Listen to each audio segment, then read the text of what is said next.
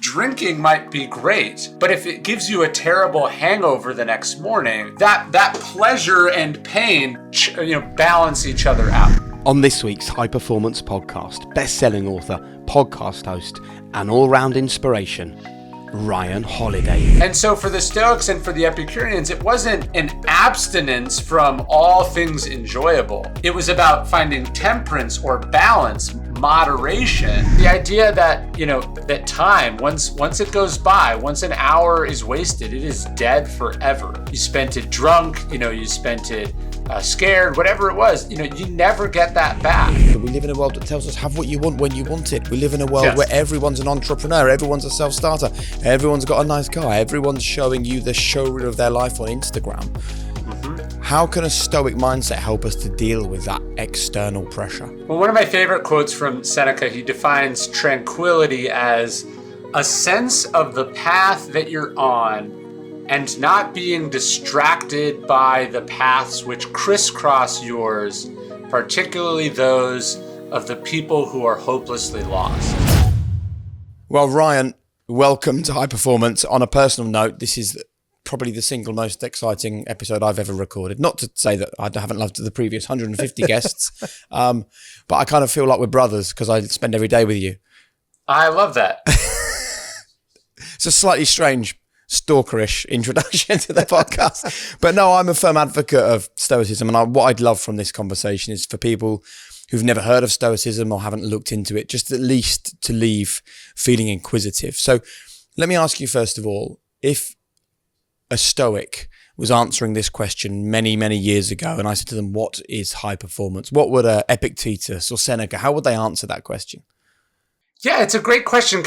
And I think it's worth pointing out that they wouldn't have been, sort of sitting in some academic setting, pondering what high performance looked like, right? The Stoics were in the arena, literally and figuratively, right? Seneca is probably the greatest playwright of his generation, in addition to being a philosopher, in addition to being a powerful politician.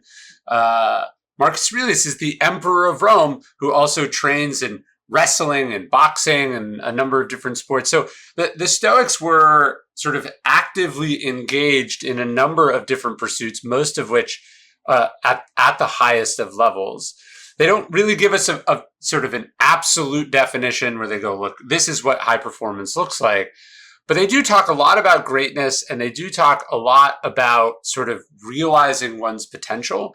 And I suspect their answer would have something to do with that. It certainly wouldn't say like high performance is winning, high performance is setting this record or, accomplishing that. I don't think it would be rooted in an external accomplishment at all, because to the Stoics, it was about focusing on what you control.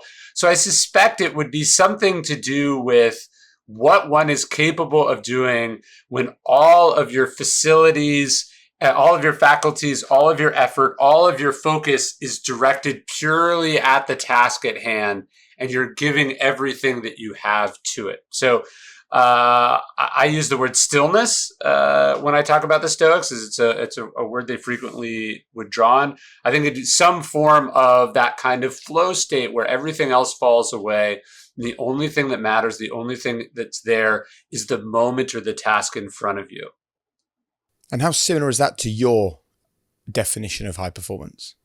I mean, it's very similar. I mean, that's the place I try to get to when I do my work. I mean, it's funny. I'm talking to you today. I don't know when this comes out, but the book is out today, and I was thinking not about, okay, how is it doing? How are the sales? But I spent this morning, as I spend every morning, with a large uninterrupted block where I was working on the next thing, where I was focused on what I control, which is the work itself. And I try to do my best to not think about what other people think, how something is being received or not received, what the numbers are.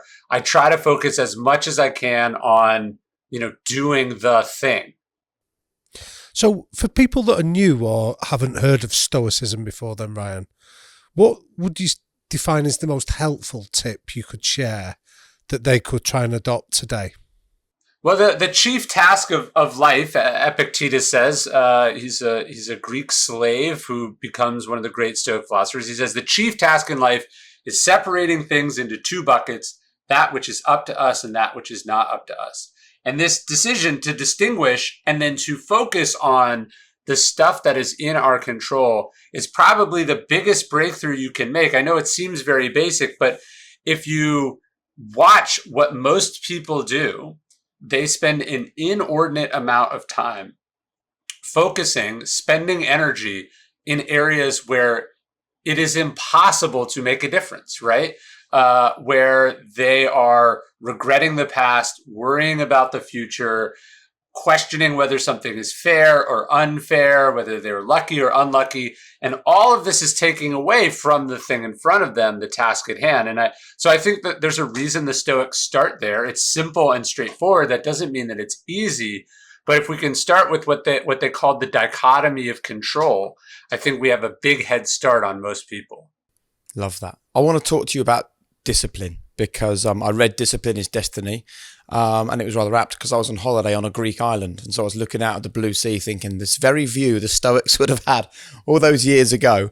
Sure. Why is discipline such an important element when it comes to Stoicism and when it comes to us making the very best of our lives? Well, the Stoics break the philosophy down into four key virtues, the first of which is courage. The next is self-discipline or temperance, and which is then followed by justice and wisdom. So it's one of the big four. That's what I'm writing about now. But I think you could argue that, first off, there's nothing impressive that can be done, impressive, admirable, difficult, worth doing that does not require discipline.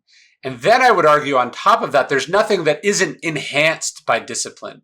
So this idea for the Stoics was that, the most powerful you can be is to be under your own power. That they said no one is fit to rule who is not first master of themselves. So I think, whether we're talking about athletic performance or we're talking about entrepreneurial success or we're talking about, the power of government or office, the success in these endeavors does not, first off, discipline is required to be successful in those things. But then the success in that field does not exempt one from discipline. In fact, it makes self-discipline even more important, right? Now, suddenly other people can't tell you what to do. Suddenly there are fewer limitations on you being imposed on you, and you have to be in charge of yourself. And that's, I think, a really difficult thing to do. And that's a compelling answer, Ryan. So the $64,000 question then is, how do we do it? How do we master ourselves? Yeah, look, I think I try to distinguish between the different types of discipline. I think there's first a kind of a physical discipline. When do you wake up?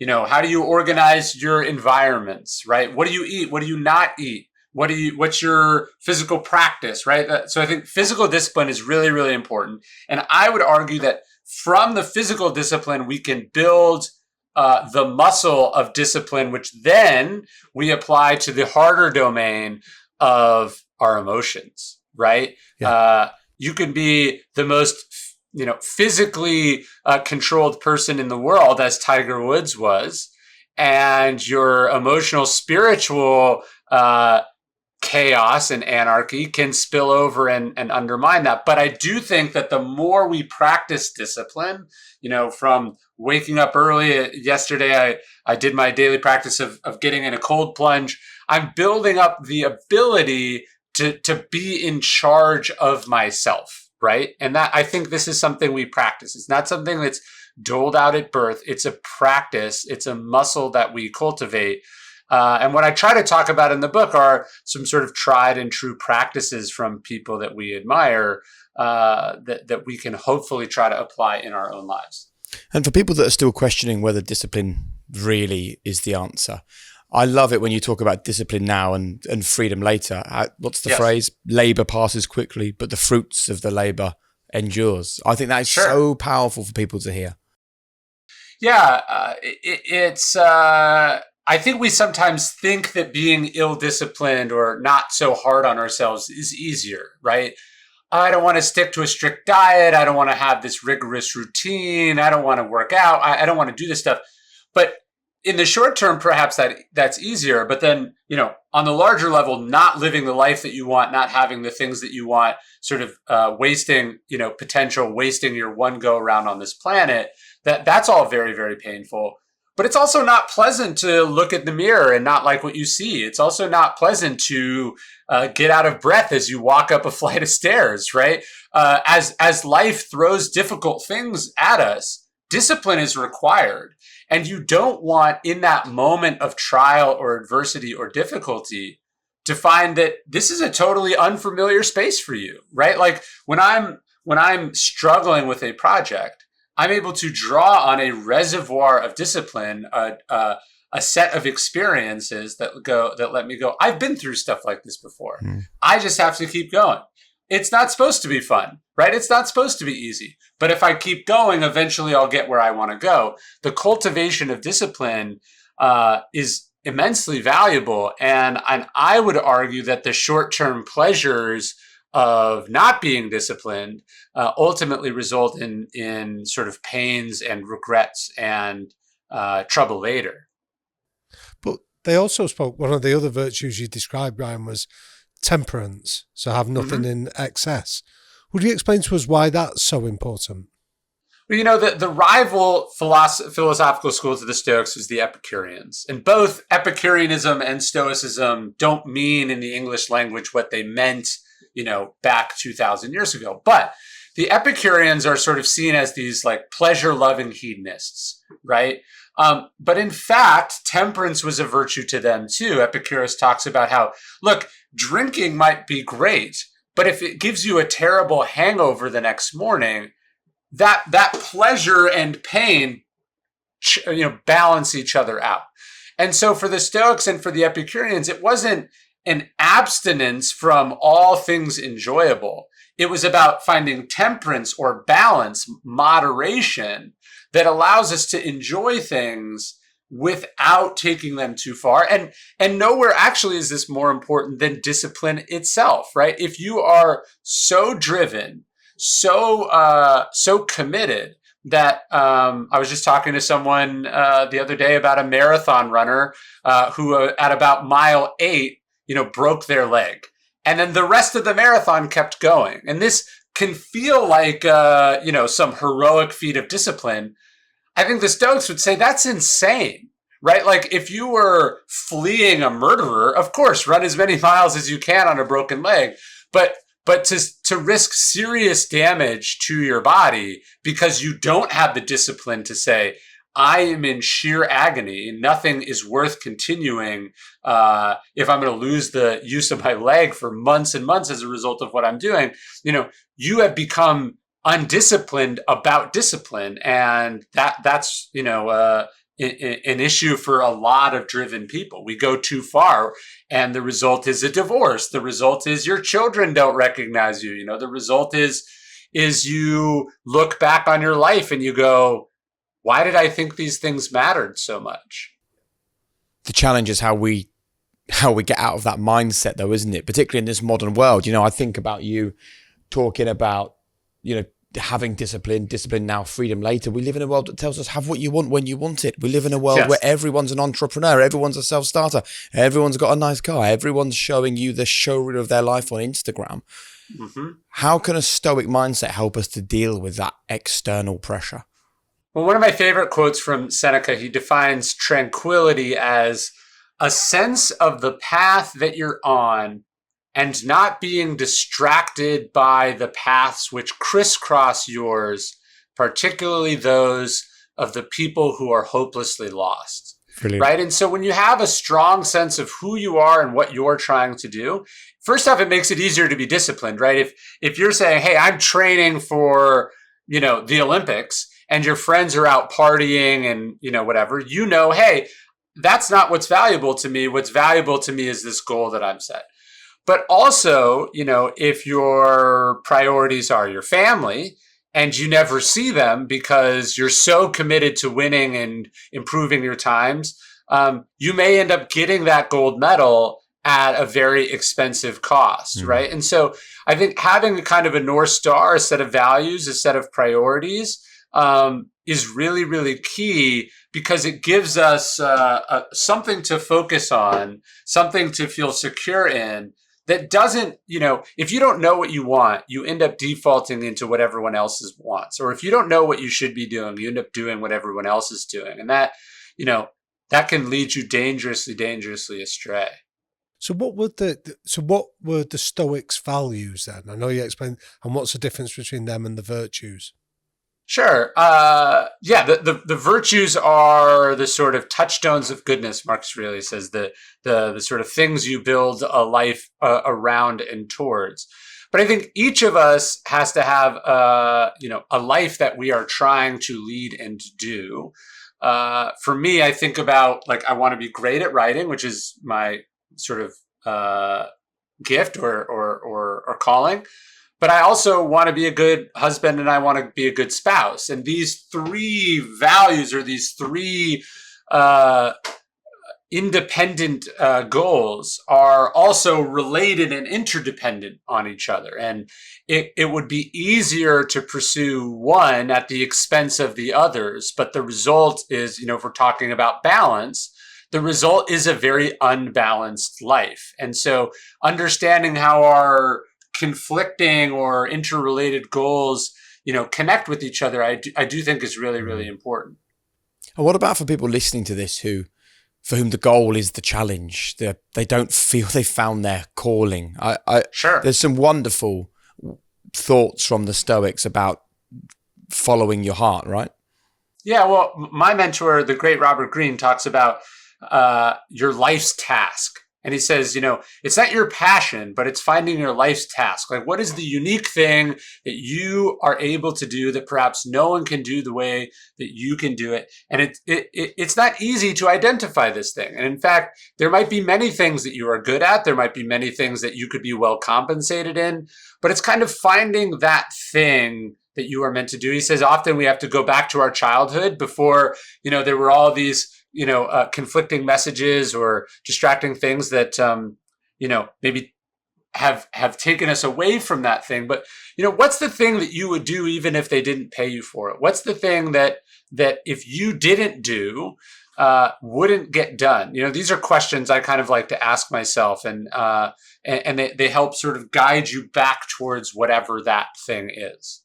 So what kind of questions would the Stoics have proposed asking then to discover the North Star? Well, look, the Stoics lived in a much more hierarchical, stratified society, right? So I'll give you an example. Marcus Aurelius does not want to be emperor. And it's not even like a Prince Charles situation where his parents are royals, right? Marcus Aurelius is actually chosen as a young man. He's adopted by the emperor and then raised for the throne.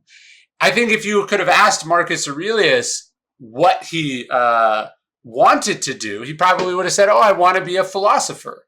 But then life intervenes and he finds himself in this position of great power and responsibility.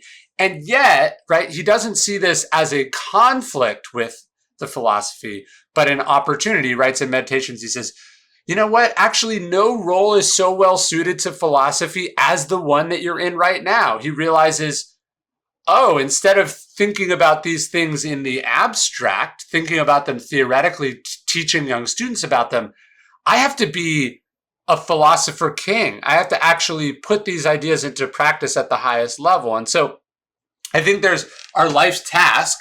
And then, of course, there are the events of life itself. And these things kind of intersect in a way that, hopefully bring us to a moment of destiny or, sort of our unique calling.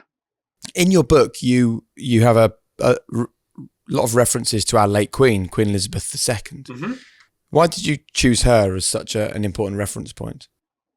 Yeah, it's funny. Well, not really funny, but I wrote quite a bit about her and then it all in the present tense as she was still alive. And then as the book's going to publication, she died. I also wrote quite a bit about Tom Brady, who retired and unretired in the process of writing the book. So, the books are often sort of a moment in time that when the reader finally gets them, things can be so radically different. But, what I think is so fascinating about someone like Queen Elizabeth and your constitutional monarchy is that although they have this position of what you might think is great power, in fact, the list of what they can't do is so much longer than the list of what they can do. And I think she's was a wonderful and inspiring example of self-discipline as a kind of restraint. She, before COVID, right, she was a believer in protocol, right? Or protocols. Like, what are the rules? What are the obligations? What are the duties of my position? And how do I observe those to the best of my ability, even when that's unpleasant, even when that's painful, even when there is every part of me that disagrees with this policy, that has an opinion on this policy? I mean, imagine having access to essentially every single decision and bit of information in a government over the course of 70 years that you are simultaneously unable to do even a single thing about, right? Every decision is made in your name, but you are not allowed to participate in said decision. And when you really think about what that would demand of a person, it would demand an incredible amount of restraint, an incredible amount of poise. And so I don't want people to think that self-discipline is just, hey, I can run a marathon on a broken leg. It's also, I can, deal with the media criticizing me. I can deal with the media saying things that are totally incorrect about me. I can deal with being misunderstood. I can deal with being unappreciated. I can deal with all of this and put up with it because that's what my job is. So beyond the Queen then, Ryan, is there any other examples of modern day leaders that you think embody the Stoics' messages? Well, I generally try not to talk about modern leaders, as I've learned in my books. First off, because they can be sort of politically polarizing. But second, you never know what they're going to do. I talk about Tom Brady, and then suddenly he retires and unretires, and then is last week breaking tablets on the sidelines because the game is not going well, right? So one of the benefits of writing about history is that it's a little cleaner. But I admire people. I guess when I'm talking about a leader who is disciplined, I think I'm talking about the kind of leader who, one, sees themselves as a servant as opposed to someone who is, kind of exempt from the rules. But I'm also trying to talk about leaders who, don't make this, and I'm thinking about this more in the justice book that I'm writing, but we kind of make this distinction these days between like what's allowed and what's legal. Right?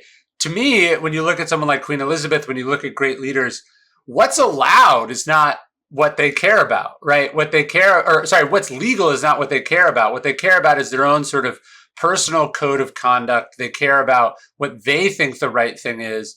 And this kind of restraint or self-control or self-imposed code of ethics is all too rare these days. There's a 4-star general here in America. He was briefly the Secretary of Defense. His name is General James Mattis.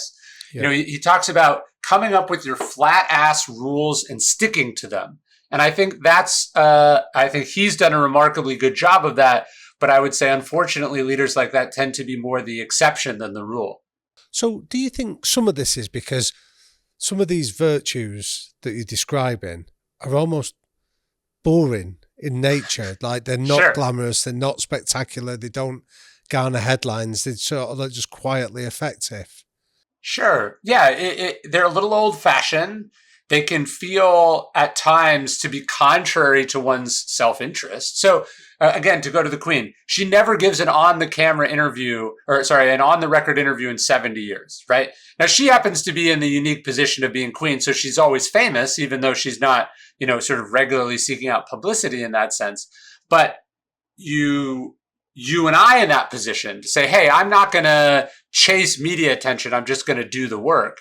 Well, the resulting consequence of that might be you do really good work, but nobody knows about it, right? And so the more disciplined you are, the less you're driven by ego, the less you need credit or attention.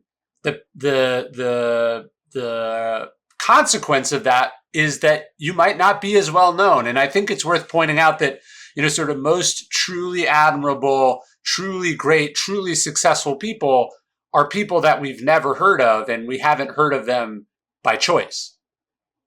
And that plays into the ego being the enemy, right? Which is a previous book of yours. Would you mind just sharing for 30 seconds with listeners to this podcast who haven't read the book, why is ego the enemy? Well, look, ego is not the enemy of getting attention or, being famous or, being the center of, a media narrative or whatever. Obviously, it's quite good for that. But if you're trying to do good work, if you're trying to do things that connect with people, the less it's about you and the more it's about them and the work, the better it will be.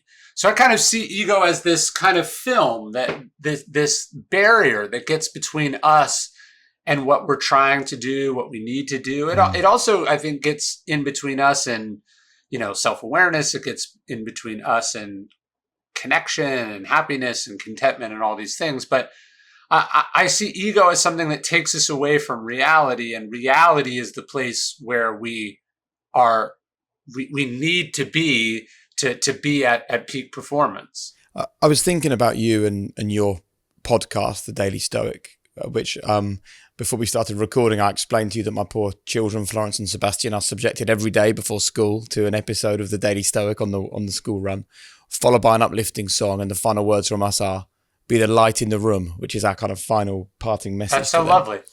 But the reason why I was thinking deeply about this interview is because I knew that we were meeting, but I also saw a really nice quote, which I think played perfectly into this, because I was thinking, why did I stumble across Ryan Holiday and Stoicism on my podcasts? And I'm obsessed with it and I love it. And I realized it's not because of, and I don't want this to sound rude, Ryan, it's not because of how I feel about you or how I feel about your podcast. It's how your podcast makes me feel about myself. And I think that is a really interesting thing for us to explore. And again, it comes back to ego. We need to realize that how we make other people feel is far more important than how they feel about us. No, I first off, I'm honored to hear that. And I do think that's something that I think about. Like, look, like if you're making music or you're making a product or, you are running for office, whatever it is that you do, it depends on you delivering value for other people, enough value that they pay for it, enough value that they vote for you, enough value that they talk to other people about it. And so ultimately the lens to do that is not going to be about ego or self-aggrandizement. It's going to be primarily about what do they need? What do they want? What are you doing for them? I remember I was talking to my editor once. I was talking to her about a book I was writing, and I was like, I want it to be like this. I want it to be like this. And she said, it's not what a book is. It's what a book does, right? It's what it does for someone else, right? And so obviously writing is fulfilling for me, and I'm writing to myself as much as anything. Just like all art has to start, specific to become general. But I am trying to bring something that I think will be valuable to other people. I'm not trying to preach or celebrate myself. And, in the vast majority of my books, with the exception of usually the afterword, the word "I" does not appear anywhere in the books. I'm not talking about my perspective. I'm talking about what other people have said for the most part. And do you ever have to catch yourself as your recognition and fame grows?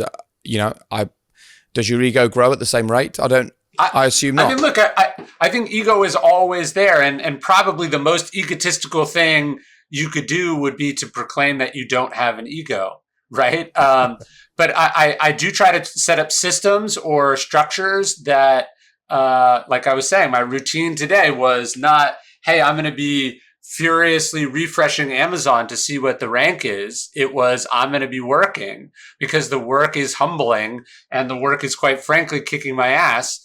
And, the more I stay in that, the less it sort of goes, goes to my head. One of the things I talk about in this book about discipline is, when you live below your means, when you, sort of live and you try to avoid superfluous things, when you try to keep ambition in check, it does have the benefit of creating a kind of a buffer or a freedom that allows you not to always need to do more and be recognized more. I was going to ask Ryan, can you share with us some of the best tips that you've seen in how we can manage other people's ego? And I say this with respect to what's in our control and what's without, what's not within it.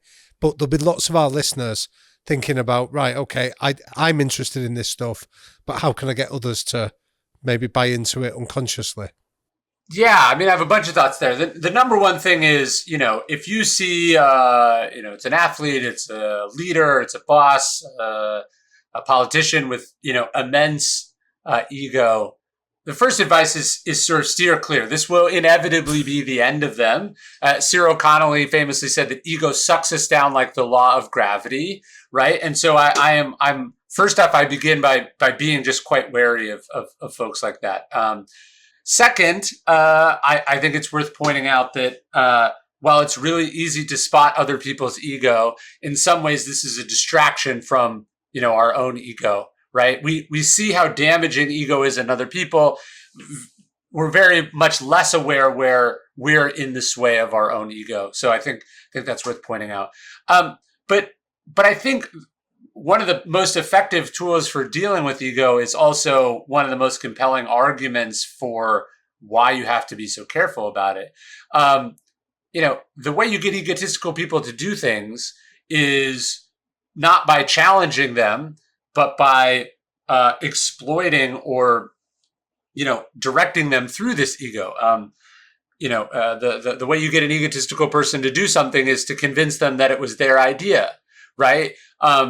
Trump famously, profoundly egotistical. We can also stipulate quite stupid. When he would get the briefing each day from his advisors, first off, the presidential briefing is like the Queen's box. It's pages and pages and pages.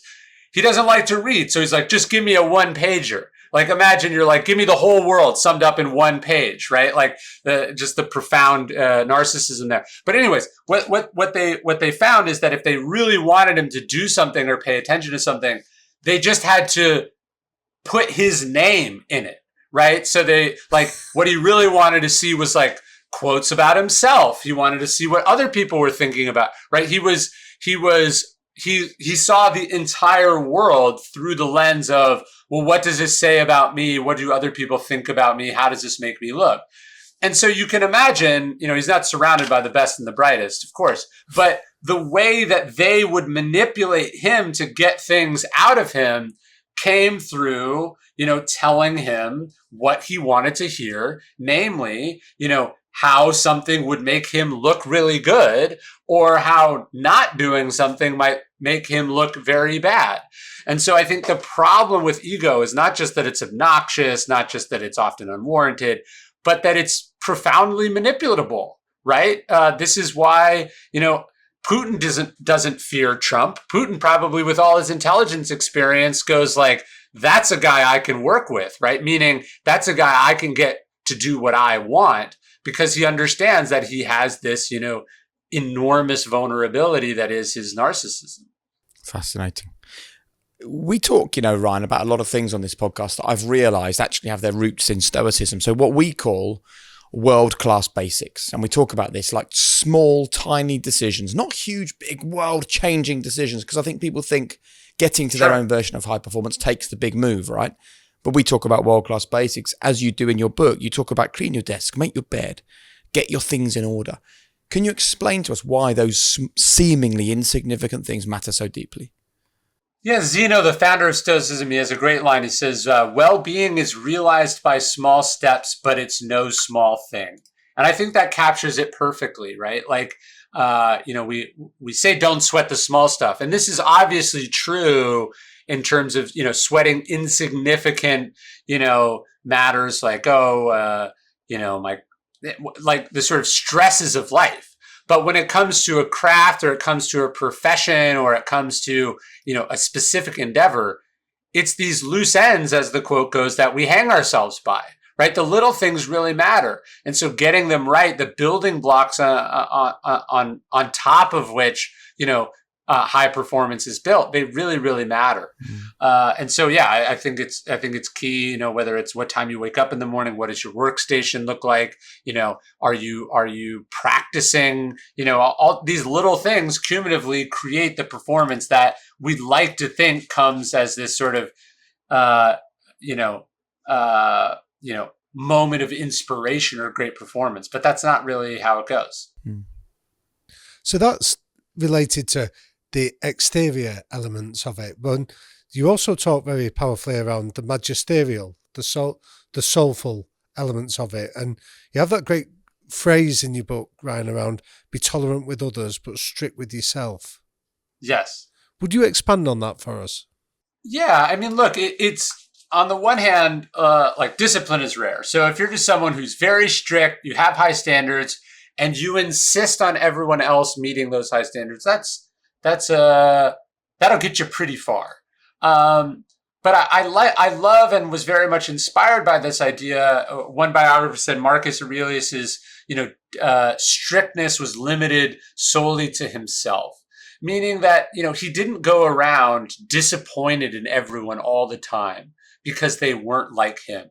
There was an expression in Rome: we can't all be Catos. Meaning Cato, one of the famous Stoics, was so perfect that everyone else despaired of being a Cato. But this is true, particularly in sports. Like Kobe Bryant struggles with the idea that not everyone is Kobe Bryant.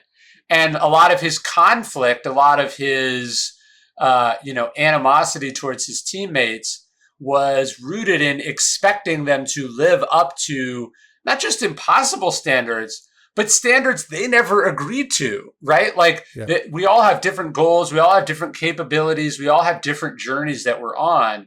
And I think one of the key aspects of discipline is remembering that it's called self-discipline for a reason. It's not a thing that you get to wield as a weapon against other people. Some exceptions here in like, if you're a military unit or something. But for the most part, discipline is something that begins and ends at home. And you have to leave other people to their own journey, not just because that's fair, but also for your own personal happiness. If you want to be disappointed and angry and resentful all the time, there's no better way to do that than to expect other people to be a certain way. And I love the idea of being strict with yourself, but how does that sit with also being kind to yourself? How did that work with the Stoics?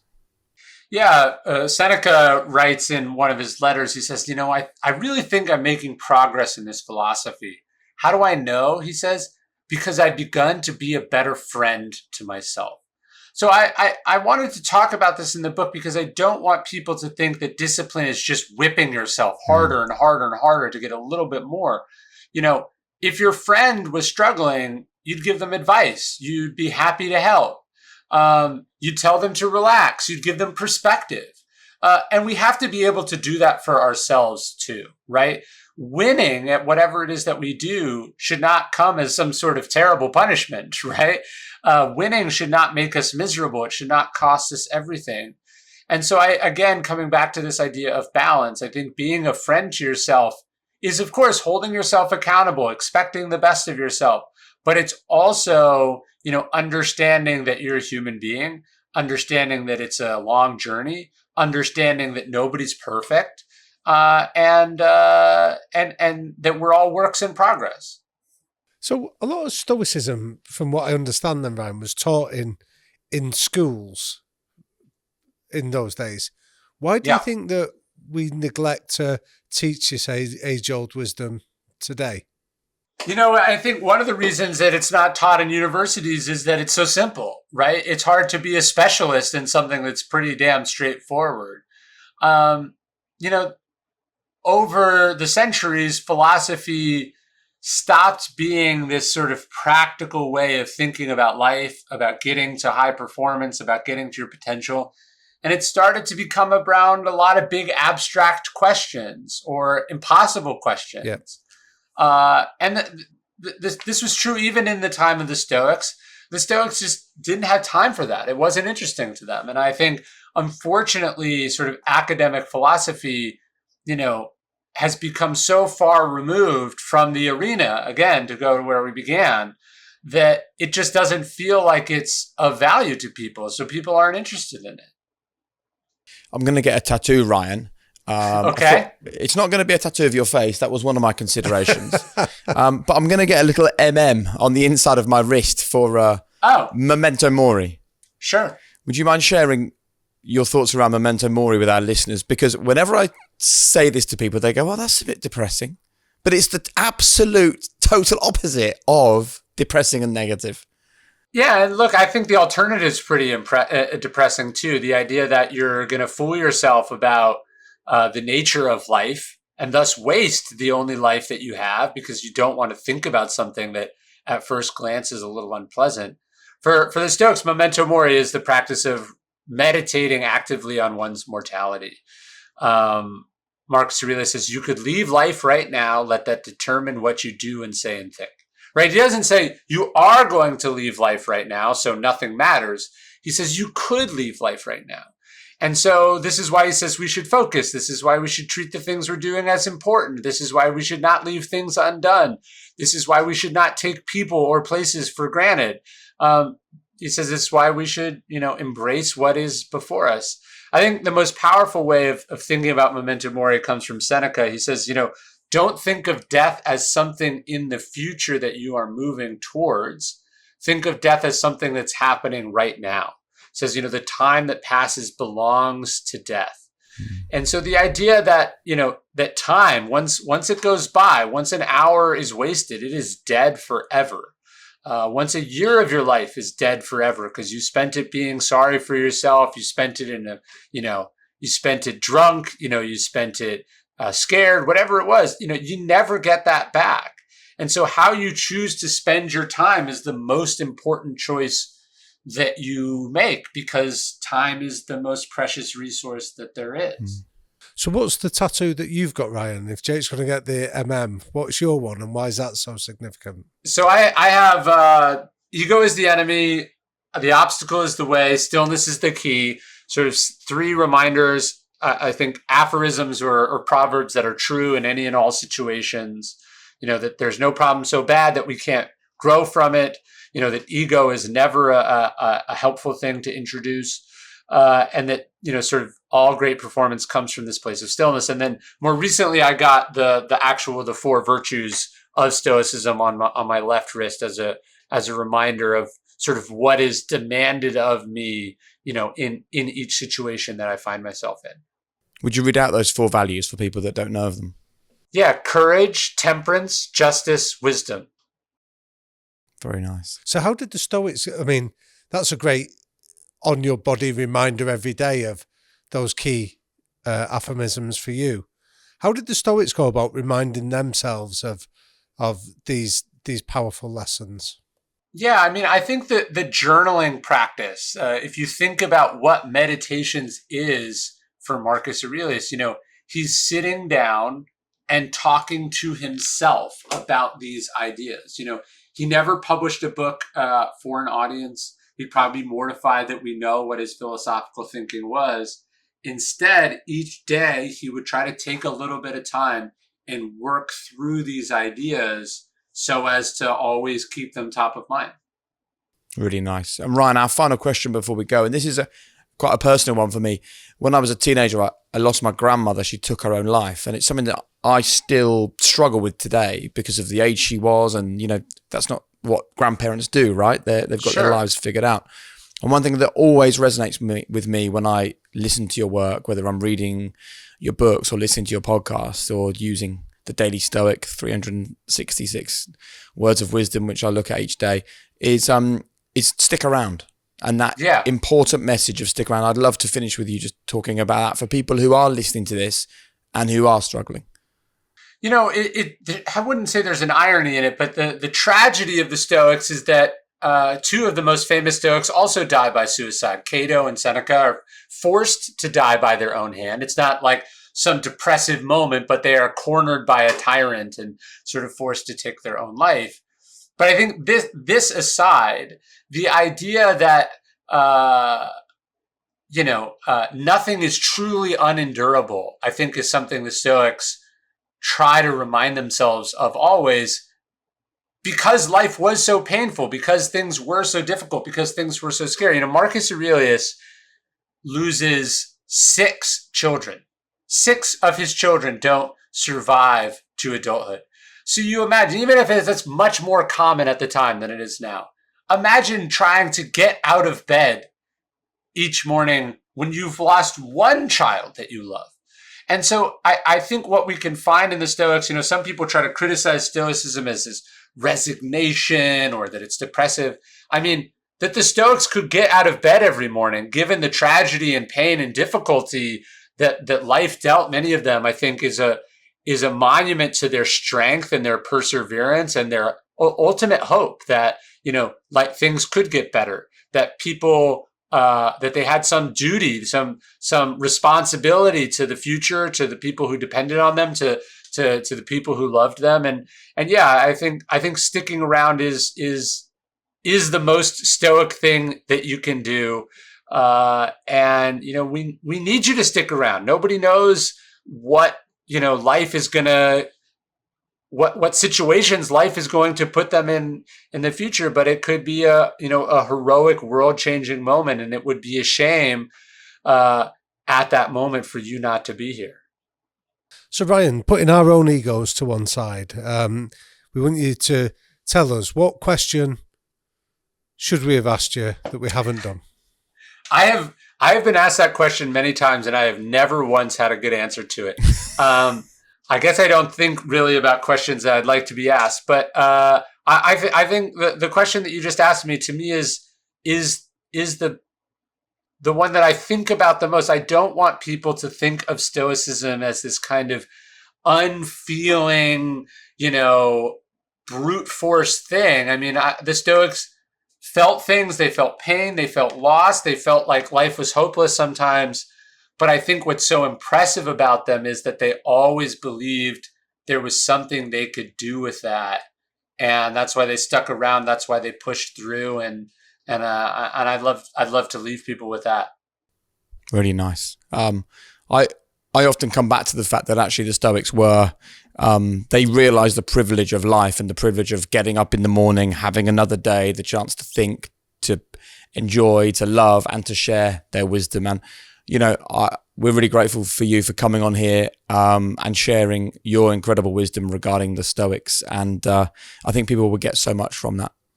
That's very well said. And I totally agree. And thank you guys very much for having me. Oh, thanks, Ryan. It's been immense. Thank you very much. Really appreciate that, Ryan. Awesome. Thanks, guys.